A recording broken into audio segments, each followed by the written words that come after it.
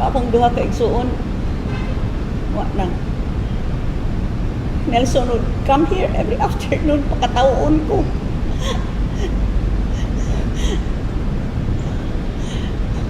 Marlon changed the face of Riley.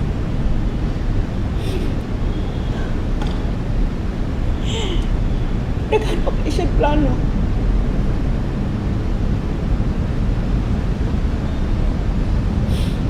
Wala silang duha. Kinangan itong ospital.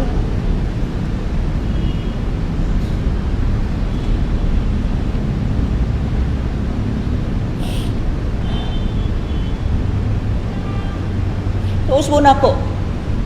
Once you have symptoms, pagpa-test, isolate yourself. Ayaw itawang paglibot-libot o lakaw-lakaw kay maka-infect mo uban, maka-among-among mo. Pagpa-test. Pusog namang resulta ron ba? And immediately kung positive mo, take the proper medication. For this, I would like to thank Secretary Mike Dino. He has supplied thousands of abigans sa mga ospital tanan, but in this particular hospital, dili ipainom ang akong gihatag nga abigan. Nagikan ni Secretary Mike Dino. Kaya ang ilag yun ipainom, katong ilang chargean, initially 80,000 kada hatag. Pagkadungog na we raise the roof na tag 80,000, napo sa tag 80,000, 800,000 na. When we hit the roof, kasi kang Nelson, mauna ang feedback, 80,000. Ginaog nila to 10,000. Kibaw ba mo nagpalit may ani nga medisina para sa atong provincial hospitals? Di lang na ko ihisgutan. Pero nami PO. Ang cost ana, na ilang chargean og 80,000? 6,350.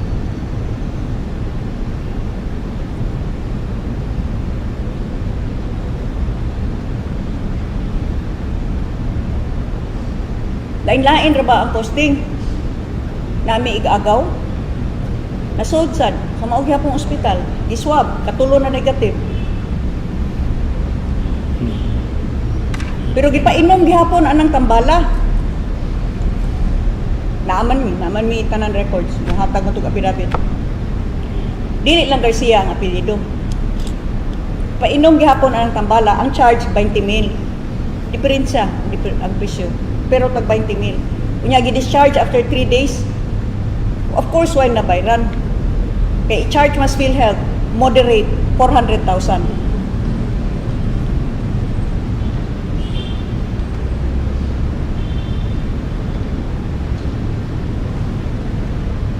Mao gyapon nga ospital.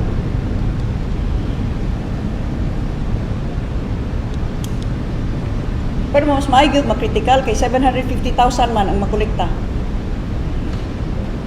So, inigabot o critical, kinanglan i-intubate, kinanglan na i-ventilator. Pero in spite of that, maski maayo, basta ka-afford lang ka, ibalhin ka ICU. Moto, niabot ang bill sa akong igsuon, 5.2 million.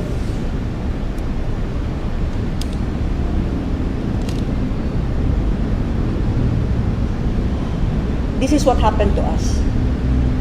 The public is free to draw your own conclusions. What is this all about? What is the treatment of COVID all about? Is it really to save lives or to make money?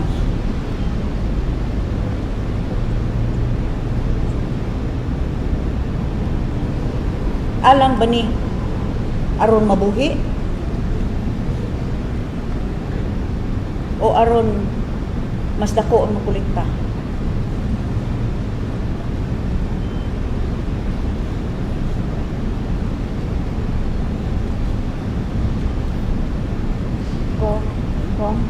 Kinsa nga mga expert ato ang i-ask to look into this matter?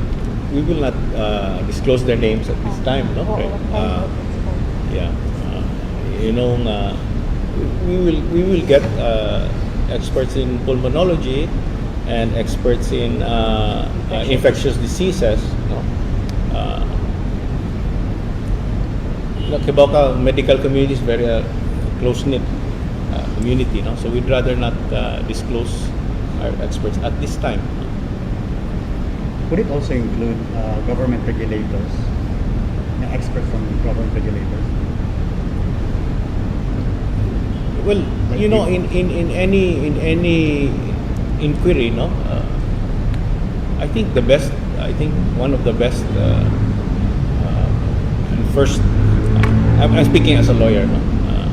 When we get experts, we always go first to the government medical experts because well, the government, and number two,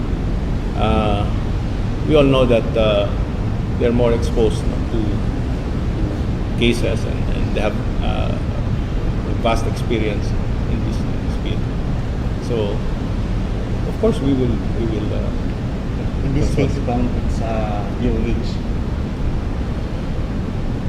we have not gone that far, no? We have not discussed it. As you said, we have just barely had time, no? After past few weeks of, as you can imagine. So we will discuss that with the family and with the experts. Kung pwede na daw, katong time ba gusto ka mo gawa si Sir Marlon, wala itong ipabali na siya dahil hospitality siya buwan sa kanilang hospital. Well, I think my sister can answer that better. You know, nindot kayo ng kuan ba? Looking back because you have 20/20 vision. You try to imagine us, pamilya. Ang nagsulti na, di mo sugot, pinaka-espesyalista. Kung napasay, di puno, anak, di lang nako isulti. Di gyud siya mo sugot. At the time, who could have foreseen nga mo deteriorate? Butuo man kakisama imong tuo, di ba, doktor? Nganong amo mang, why would even think nga among ibalhin og laing ospital? We still had faith in this doctor. She said something, wagay na ko tubaga. I did not want to antagonize her. During that conversation, nga wa siya mo atubang namo. Gi-loudspeaker lang ang telepono. Doon na siya gisulti. I bit my tongue. You know me, ako, makadungog lang ko usa, mu-react ko, wa ko ni-react. Kay, ang ako lang yun nga, ayuhon niya ang akong mga manghon. Monday to. By Tuesday, nag-fever. Deteriorate. Finally, pagkamatay na ni Nelson, nag-dialysis na, diha na ni, and Dr. Yango is aware of this, she can, Friday when I was talking, kay grabe naman, kita naman yung klarong infections nila, ningon ako, nganong dili naman lang ni sila ibalhin, there has to be a breakthrough. They are obviously following the wrong strategy. Kinahanglan doon ay mausab, ani. Usbo nila ilang strategy. But, and you have to know this, I'm not the final decision maker here. Dili, si Pablo Jan. It's the immediate family. And of course, the immediate family, nito usad. Yun, kay mga, sila guning pinaka-experts. But by the time na matay na si Nelson, si Winston, i-weigh in na, ningon, ibalhin ta naglain ospital. Or even then, at that time, ibalhin na og lain nga, nga room, ayaw diha. Ang tubag, naghemodialysis naman niya, ang dialysis machine na araman sa ICU. Dili man makaya sa private room. Wag ibawt ako mga igsuon.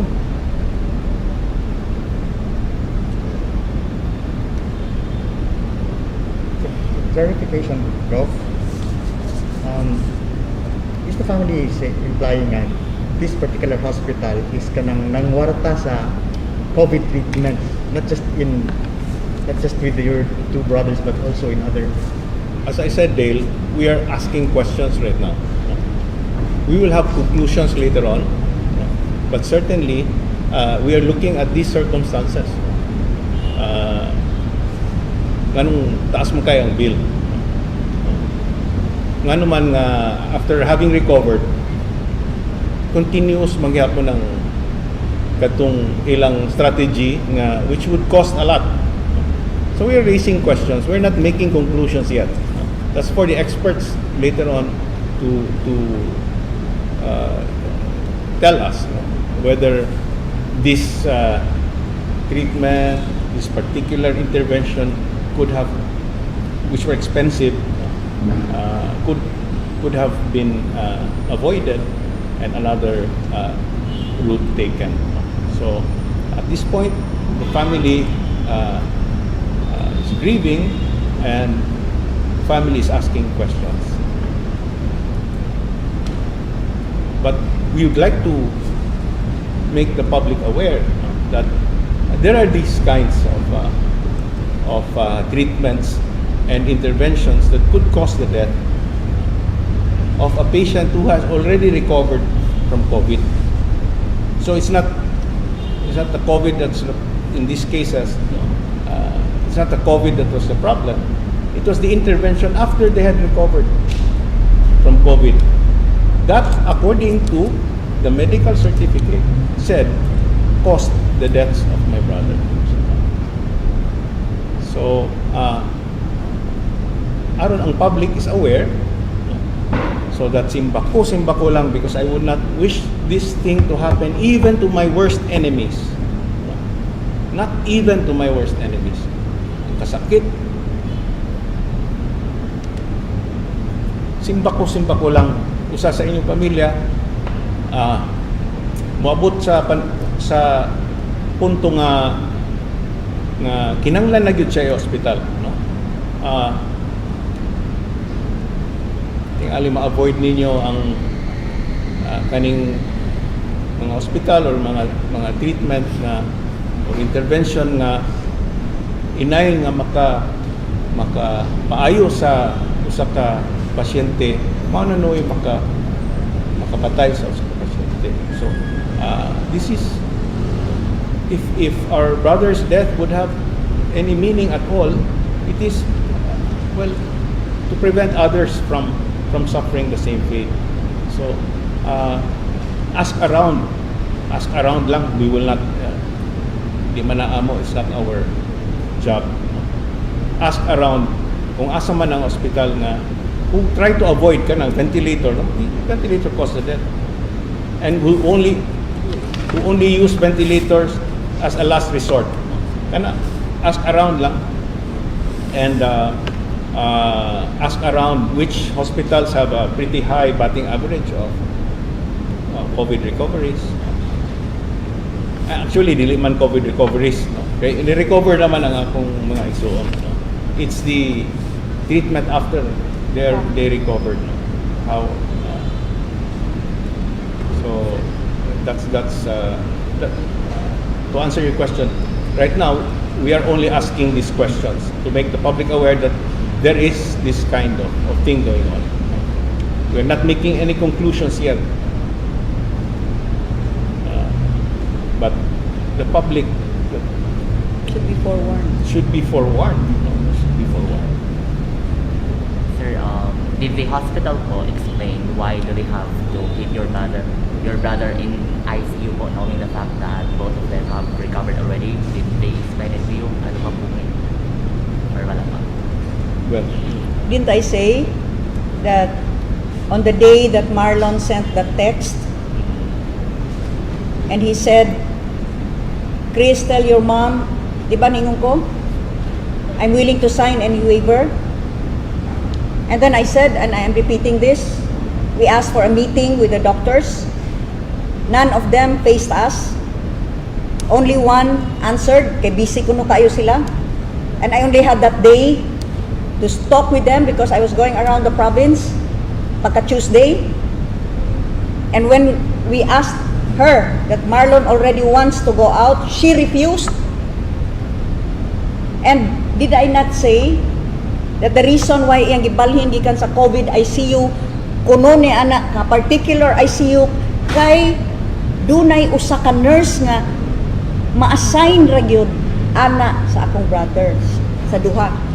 But now my sister-in-law Gima tells me, in fact the nurse was going around. Maura gyud to'y rason.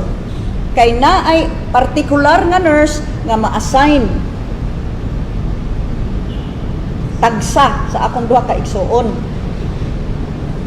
Kung doktor pa ko, with the knowledge of my aunt who is in the States, an anesthesiologist, I would immediately have said, dan ato ibutang o private room, kay doktor man ko, nga kibaw man kong infectious kaayo, na diha nga environment. But Winston told her, this doctor, From experience. ningon siya, from experience, ako na ning giistorya. Okay? Nga kana rabang ICU mo ilabing infectious na environment. Mautong siya nga gioperahan, nagdali gyud ang doktor nga pabalik sa iyang private room. Unsay tubag ayan ang doktora, wa mo tingog. Ako, layman man lagi taon ko, kutob ramang kong tuog. Diha ra gyud kutob in taon ng akong utok pag una-una. Uy, padadaan ako air purifying system dito. Nagpada ako. Pero resistant na magali sa highest generation of bacteria of antibiotics kanang mga bakterya diha. Unsa man tay mahimo atong akong purification system. Ipatagsaan to na ako. Gawas pa sa gipadadaan ako pag yun, o ganang personal, ga ipaduol lang nila. Marang that's the best I could do, di ba ko paduol nila.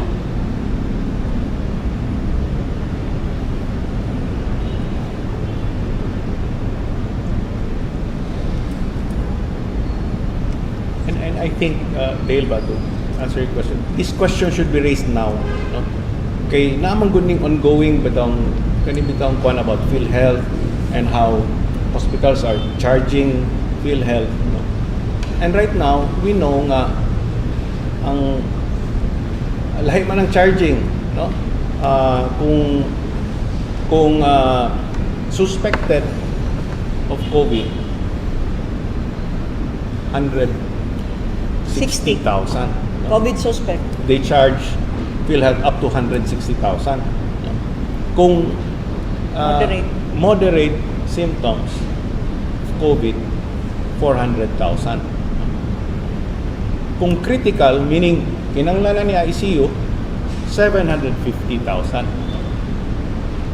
So, this question should be answered now, asked now, so that they will be answered.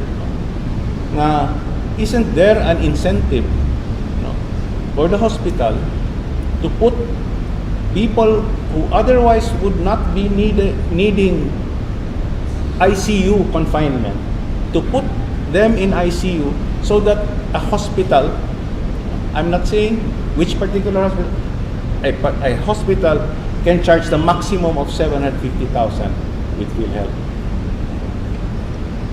Diba? Isn't that question relevant now? Kaya naman ko'y igagaw, okay, who around the same time was admitted to the same hospital. Kaya abi na may symptoms, no? Pa-admit siya, pero pag-test nila, negative. Okay? Negative. So meaning, dili yun na COVID suspect, o labi na yun nga dili moderate COVID suspect. Pero nga naman, nga bisag negative na siya, Kapila gitest. kapila, kalimagod siya gi x-ray. Kay clear man ang primerong x-ray. Uy, basig, dili ni tinuod kay clear man. Si kaduha, clear gihapon. Katulo, clear gihapon. Kalima siya gi